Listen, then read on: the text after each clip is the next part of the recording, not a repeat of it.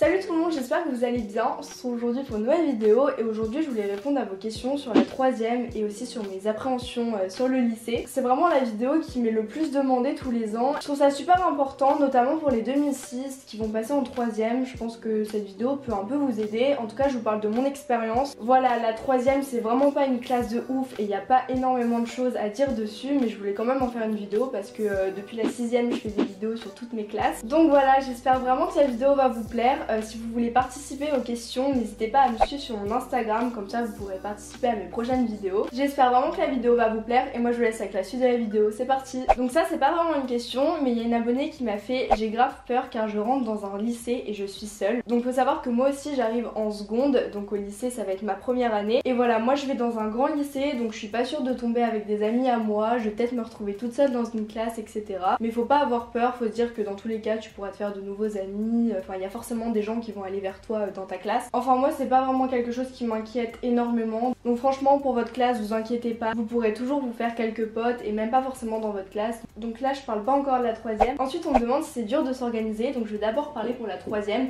Pour la troisième c'est pas forcément dur de s'organiser, enfin franchement moi je me suis organisée assez rapidement en début d'année. J'ai pris mes cahiers comme toutes les années de collège et tout, ça change pas énormément puisque comme j'étais toujours au collège j'avais ma liste de fournitures et tout, donc franchement pour l'organisation ça a été. J'ai acheté quelques brevets et tout qui m'ont du coup pas servi à cause du coronavirus, donc les 2005 vous savez. Voilà, j'avais vraiment investi dans plein de livres, je vous jure, ils m'ont archi pas servi. Mais voilà, pour mon organisation ça a été assez rapide. Pour le lycée je sais pas trop encore comment je vais m'organiser, mais en tout cas j'ai reçu un agenda de la marque Oxford et je voulais vous le présenter parce que je trouve il est vraiment très bien. Donc il s'agit d'un agenda qui se présente comme ceci, donc c'est en papier craft. Moi j'ai choisi ce modèle parce que je le trouve vraiment super joli, enfin franchement je l'adore. Je trouve il est super pratique niveau taille et tout, c'est vraiment la taille parfaite. Donc il faut savoir que c'est un agenda connecté car grâce à l'application Scribs vous allez pouvoir sauvegarder, partager et créer des alertes. Enfin vous pouvez vraiment faire plein de trucs avec cette application. Et ce qui est vraiment bien c'est que sur les côtés vous avez deux emplois du temps et ça c'est cool parce qu'il y a la semaine A et semaine B. Donc comme ça vous n'avez pas à écrire tout sur un emploi du temps et là vous êtes très bien organisé avec les deux côtés. Voilà, il y a une double planification, il y a un espace quick note et il y a des pages de notes centrales.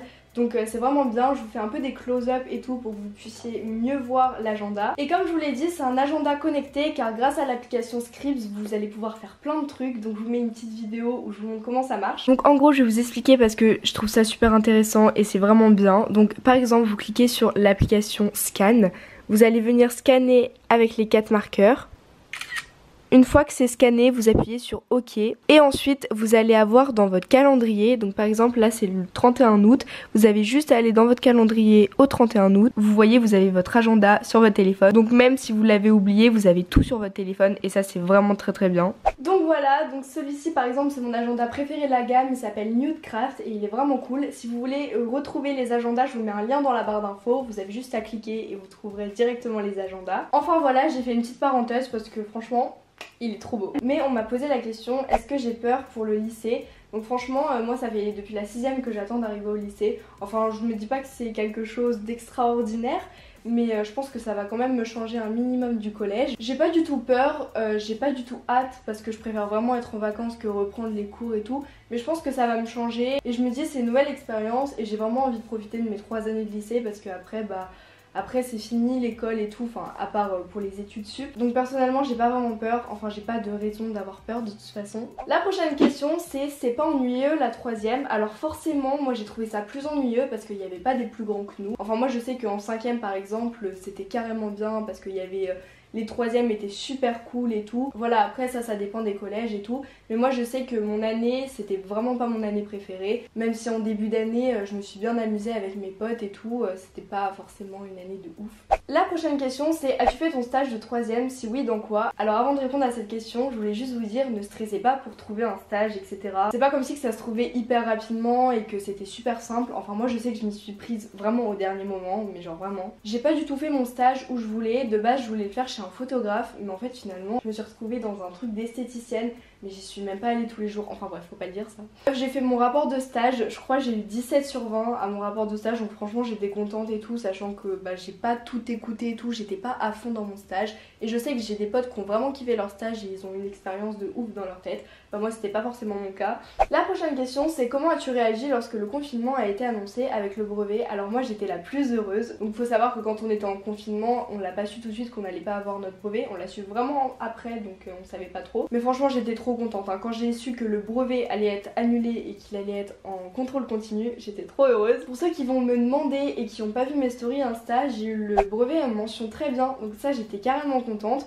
Je vous mettrai mes résultats en photo par-dessus. Ensuite la prochaine question c'est je passe en 3ème à la rentrée et je stresse déjà pour le brevet, je devrais déjà réviser ou pas?